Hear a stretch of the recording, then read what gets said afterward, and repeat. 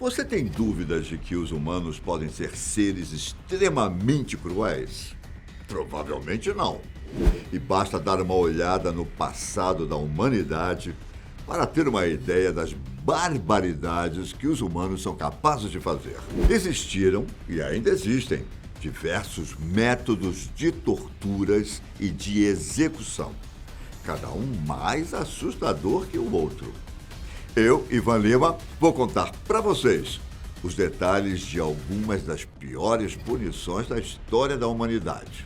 Os elefantes, além de animais enormes, são criaturas majestosas.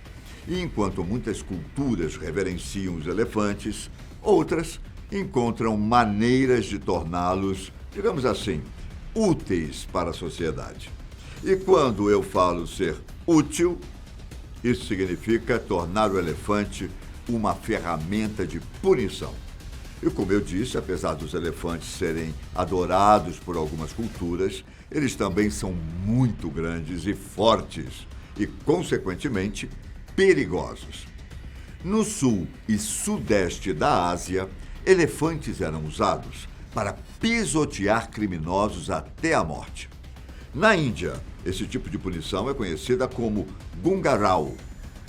O método era reservado para pessoas que cometeram crimes graves, como rebelião, sonegação de impostos e roubo. Nestes casos, os elefantes esmagaram o acusado por partes, começando pelos membros inferiores e subindo para o resto do corpo.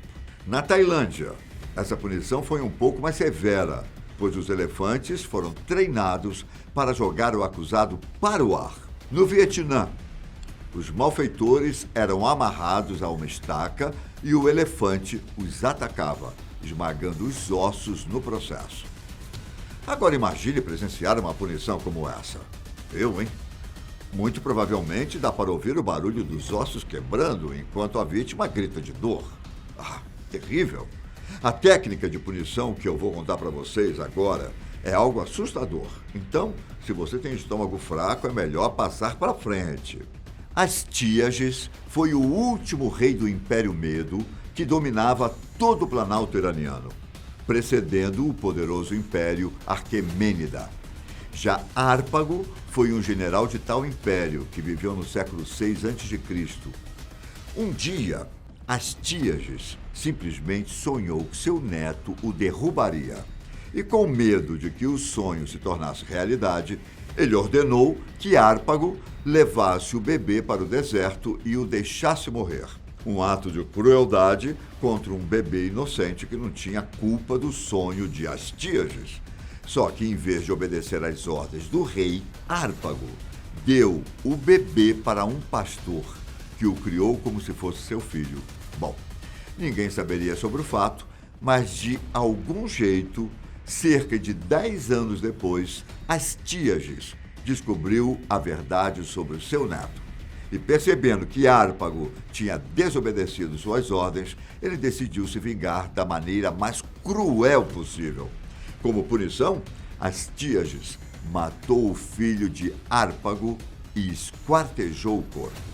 Como se isso não fosse o bastante, ele convidou Hárpago para um banquete.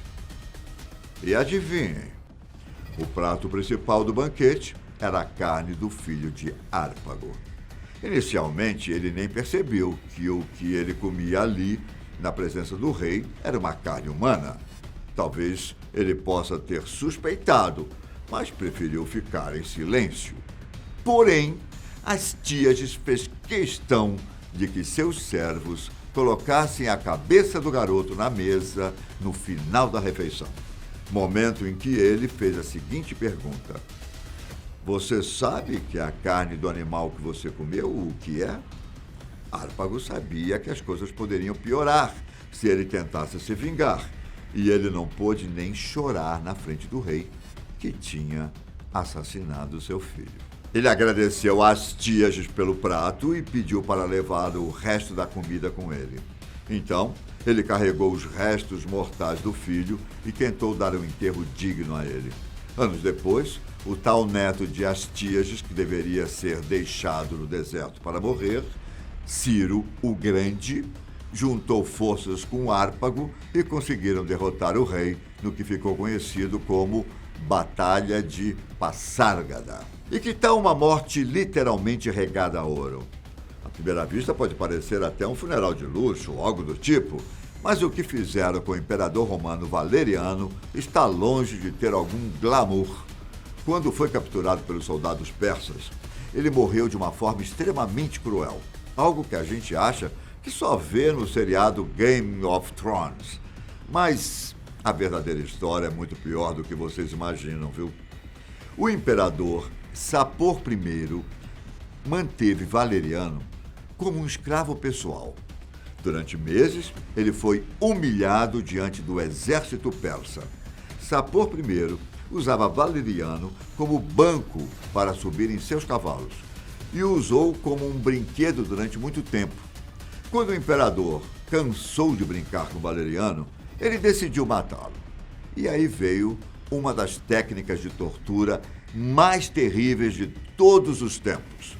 O imperador ordenou que ouro derretido fosse derramado na garganta de Valeriano, provavelmente o matando instantaneamente.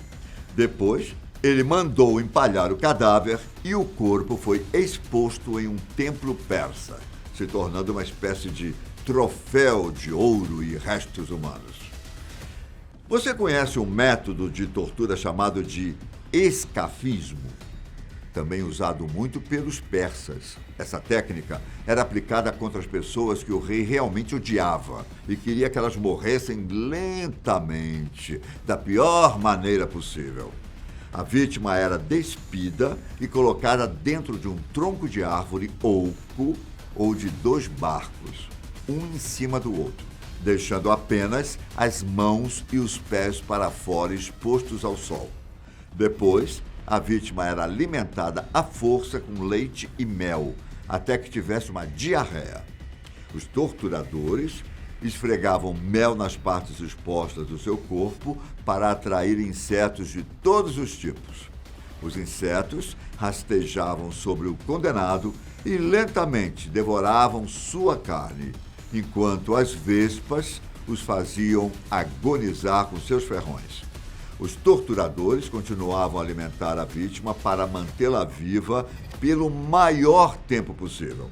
Depois de alguns dias, a mente da vítima começava a se deteriorar, mas ela ainda estava viva, sentindo os insetos devorarem seu corpo. Podia levar semanas até que a morte finalmente chegasse. Dizem que na primeira vez que tentaram esse tipo de execução, foram necessários 17 dias antes que a vítima finalmente morresse. Já um método de tortura chamado bebida sueca foi muito usado durante a Guerra dos 30 Anos, uma série de guerras que diversas nações europeias travaram entre si a partir de 1618, especialmente na Alemanha.